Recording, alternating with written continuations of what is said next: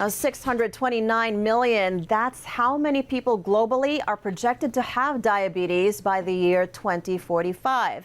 A concerning number given that diabetes is also the leading cause of blindness, amputation, heart disease, kidney failure, and early death. So how can you protect yourself and your loved ones? Joining us in the studio just in time after World Diabetes Day, we have Novo Nordisk Philippines Vice President Jihan Serdar Kizilchik and Dr. Jeremy Jones Robles from the Philippine Society of Endocrinology, Diabetes, and Metabolism. Gentlemen, good afternoon and welcome to ANC. Good afternoon. Good afternoon. Hi. Yeah. Thank you for joining us. Well, November 14 was World Diabetes Day, and we have about 3 to 4 million people who are suffering from diabetes. What is the experience on the ground? Why do we need these calendar markers? Aren't we doing enough yet to make sure that the diabetes numbers are going down? I think Jeremy. More than anything else, we want to remind everyone that this problem is a prevailing problem.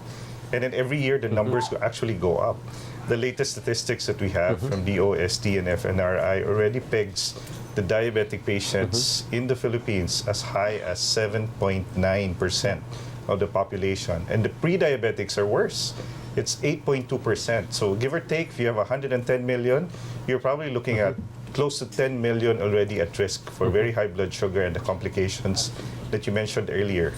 Right. And what's the experience on the ground? You're working with government in trying to we can't eliminate the numbers, but sort of bring it down. What is the experience on the ground with diabetes sufferers? Yeah. Well, Novo Nordisk's commitment is mainly producing, of course, medicines. But we have some other projects where we try to make this problem known.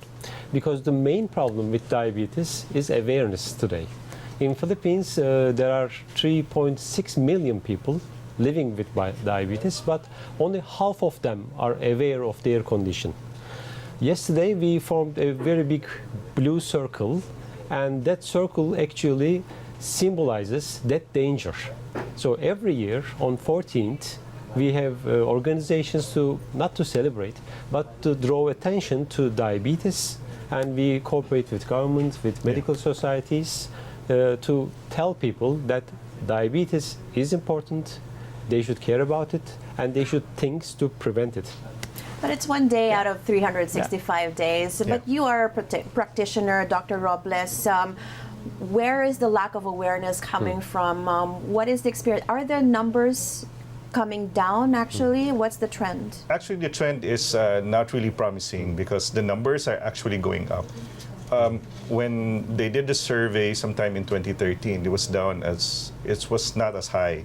So it was still about 5 or 6% and then went up to 7.9. We were really surprised, but we've never really let up on the information campaign. It's just that there's some changing dynamics as far as our community is concerned. A lot of people are actually doing better financially, and probably because we're exposed with a lot of food, not necessarily the good food.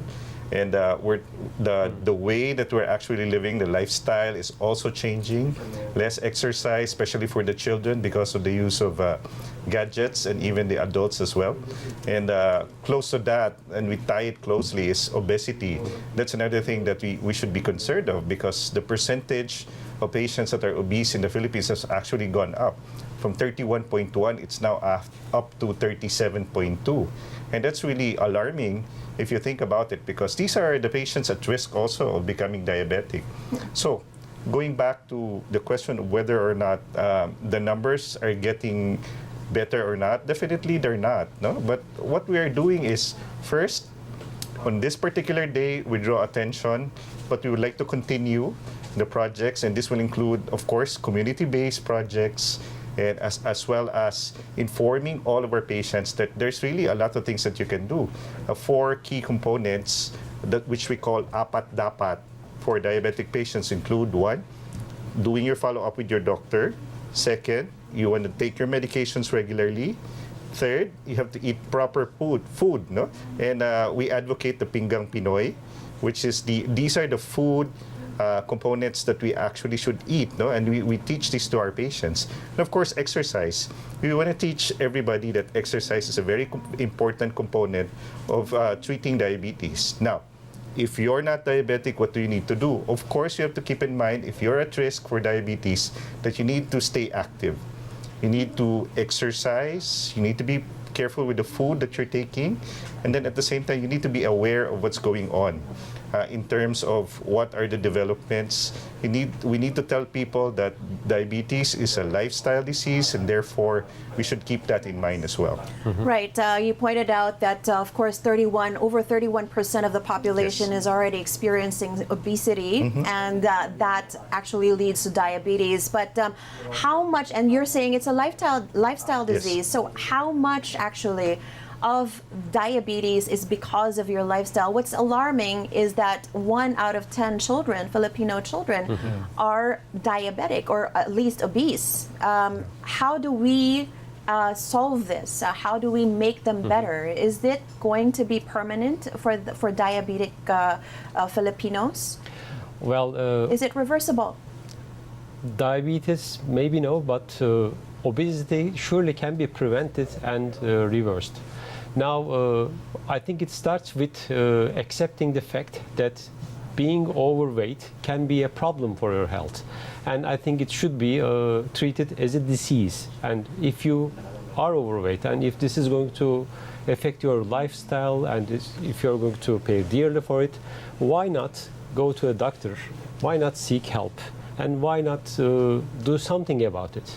So I think it starts with accepting that obesity is a disease.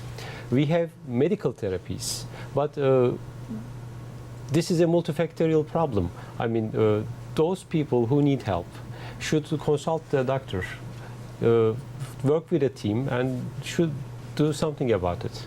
But again, it starts with childhood, and it starts with training. Right. Of course, treatment for diabetes can be prohibitive. Is the government, for example, or even private entities, are we all doing enough to make sure that we're helping diabetic patients? Of course, dialysis to start with, the medication can be quite expensive. Yeah. How do we help them? Okay, so I represent a group of Filipino endocrinologists, 400 board-certified endocrinologists that are distributed all throughout the country. At least one per region. So we're doing our share. We're actually teaching doctors to how to manage diabetes, how to treat diabetes. And not only that, we're advocating a lot of things to make them aware and teach them what to do when they have diabetes. Let me go back a little bit to obesity in childhood. When they did the survey in 2003, they started only with about 5% obesity in childhood. It's now up to 11.6. This is again very alarming. Again, they pointed the reason for this as these children are not actually very active anymore. And therefore, just like what Cedar said earlier, the problem here is that we are not recognizing this as a problem at all. We think that children who are overweight look healthy or a little bit fat is actually good, when in reality it's not. That's very common here in the ASEAN region, and that's also very dangerous because right now we are not identifying these children who are at risk. Right. Yeah. So, Jihan, you've experienced this outside of the world. Have you seen any country where the numbers actually went down? What are the best practices when it comes to addressing or making people more informed about diabetes? Well, there is actually a very striking best practice, which is changing diabetes in cities, because urban life is a big problem. If you don't walk, if you don't have access to healthy food, if you don't have parks to walk, then in time this kind of lifestyle will hurt your health. Now we have global partnerships with I think 14 cities globally, and what we do is we help and work together with governments to design healthier cities. And in time you actually see the curve of people affected go down. We call this bending the curve. And I think here in Philippines, This is a great opportunity, and in time it could mean less number of people being affected by diabetes and obesity. Right. Of course, local government units are being challenged to use this build push towards building smart and future cities that are healthier for its citizenry. So let me add a little bit on the initiative of the government. Actually, the government is doing its part also as far as the medications are concerned. Of course, we're all preparing for universal health care and how it's going to impact the way we handle the key diseases. And we know diabetes is a key disease for that UHC will actually face. No? So right now, I think the government have made some initiatives to actually bring down the cost. And that would mean that the medication, that would mean that the access to these medications for a lot of our patients will actually improve. No? And that's what we're looking forward to. Hopefully everything will be in place in the next few years. And I think that's a very good initiative, because as we mentioned earlier, this has to be the collaboration of a lot of people is really needed for us to manage diabetes. just one last note, perhaps. Of course, a lot of it, can be attributed to our diet. Yeah. Are there any initiatives that are geared towards talking to the manufacturing companies, the food manufacturing companies, to ensure that salt levels or sugar levels are brought down to healthy Actually, numbers? I think that I think you covered most of this a while back when we were discussing or actually lobbying for sugar sweetened beverages to be taxed a little bit more, and that's one direction to the right step. Right now, salt is being considered, or salty food is being considered to be taxed. Again, you have to look at this in the perspective of the medical field, that this can actually help a lot of our patients. We advocate good food. And good food means a very well-balanced diet, and that includes, of course, the key components here is that your sugar-sweetened beverages and food should be decreased, and you should eat more vegetables. And the most ideal set that I think that we can push for is the Pinggang Pinoy, which was developed particularly for Filipinos. Okay, well, it's a good start. You did pose the question of how you can take the battle to the next level in the fight against diabetes, and hopefully, our lawmakers as well as our government officials are listening to us as well as our citizenry for a healthier lifestyle. Apat dapat. Thank you so much for being with us today. Dr. Jeremy Jones Robles, President of the Philippine Society of Endocrinology, Diabetes and Metabolism, and Jihan Serdar Kizilchik, Vice President for Novo Nordisk Philippines. Thank you so much for joining us again, gentlemen. Thank you. We appreciate your time.